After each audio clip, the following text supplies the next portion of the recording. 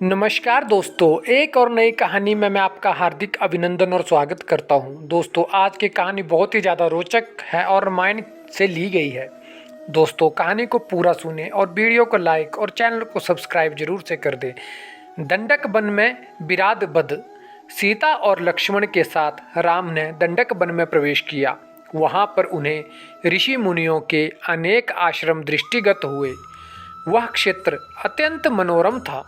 वहाँ पर बड़ी बड़ी यज्ञशालाएं थीं तथा हवन सामग्री भी प्रचुर मात्रा में उपलब्ध थी। उन आश्रमों में तेजस्वी ऋषि मुनि अपनी आध्यात्मिक साधना में लिप्त रहा करते थे। वीर तपस्वियों के भेष में राम लक्ष्मण को देखकर वे समस्त ऋषि मुनि अत्यंत प्रसन्न हुए। राम, सीता और सीता का समुचित सत्कार करने के पश्चात वे बोले, हे राघव, यदि आप वन में हैं, किंतु हमारे लिए आप ही राजा हैं। हम वनवासियों की रक्षा करना आपका परम कर्तव्य है। आत्मचिंतन में व्यस्त रहने वाले यहाँ के निवासी तपस्वियों को दुष्ट राक्षस निर्विघ्न रूप से ईश्वर आराधना नहीं करने देते। वे उनकी तपस्या में विघ्न तो डालते ही हैं, साथ ही साथ निरपराध तपस्वियों की हत्या भी कर डालते हैं। इसलिए हम आपसे आग्रह करते हैं कि हे रघुनंदन, आप उनसे हमारी रक्षा करें।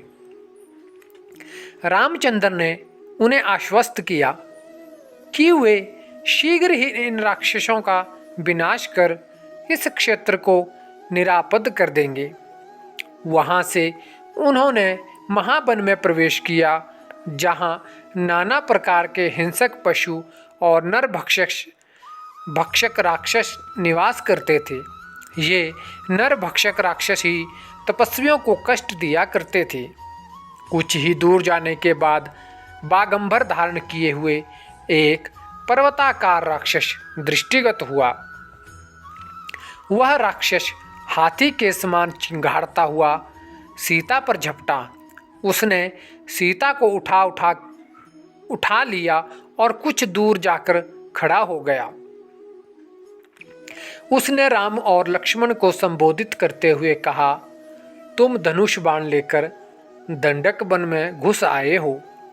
ऐसा प्रतीत होता है कि तुम्हारी मृत्यु निकट आ गई है। तुम दोनों कौन हो?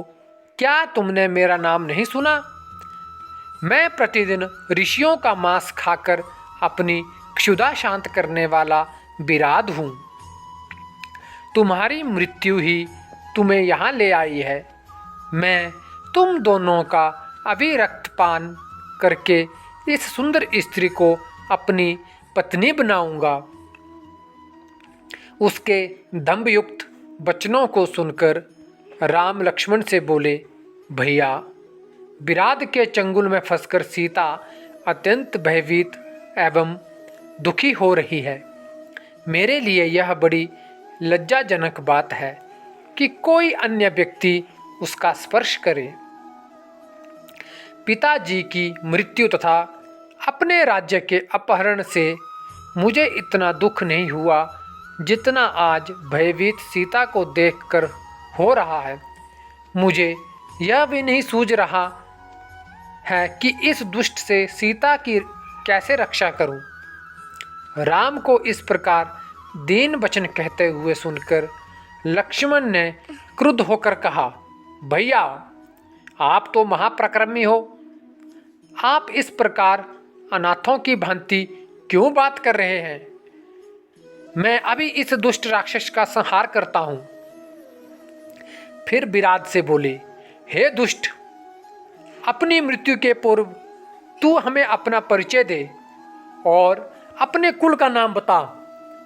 विराट ने हंसते हुए कहा, यदि तुम मेरा परिचय जानना ही चाहते हो तो सुनो। मैं जय राक्षस का पुत्र हूँ। मेरी माता का नाम शतहरदा है।